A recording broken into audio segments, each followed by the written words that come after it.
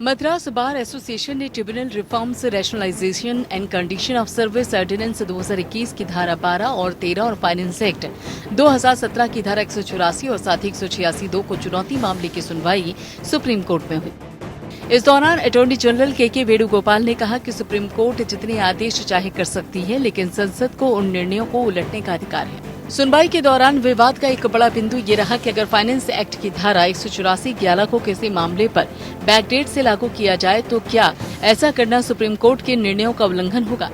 इस पर जस्टिस हेमंत गुप्ता ने केंद्र सरकार से कहा, अगर आप कानून पास कर रही हैं तो उससे क्या इस अदालत के निर्णय अमान्य नहीं हो जाते। जवाब में अटॉर्नी जनरल ने कहा कि मुझे आपको ये बताते हुए खेद हो रहा है, लेकिन आप चाहे जितने आदेश पास कर लें, लेकिन संसद कह सकती है कि आपके निर्णय देश हित में नहीं और वो तदन अनुसार कानून बना सकती है।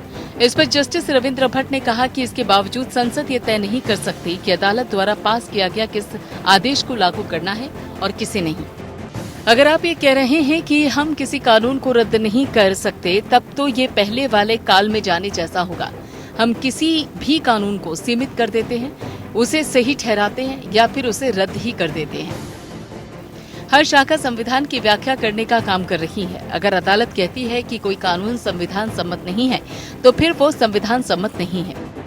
बहस के बीच जस्टिस एल नागेश्वर राव ने अपने साथियों की जैसी ही चिंताएं जताई और कहा कि अगर केंद्र सरकार कोई मुकदमा हारती है तो वो कानून पास करने का विषय नहीं हो सकता। ये लगातार दूसरा दिन है जब केंद्र सरकार और सुप्रीम कोर्ट आमने सामने खड़े हैं। अभी बुधवार को ही कोविड वैक्सीन मामले की स्वतः संज्ञान सुनवाई करते हुए केंद्र पर गंभीर टिप्पणी की थी कि अगर मानव अधिकारों का उल्लंघन हो रहा होगा तो अदालत चुपचाप नहीं देखती रह सकती।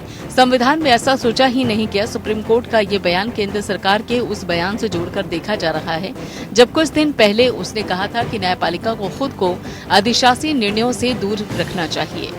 Bureau report.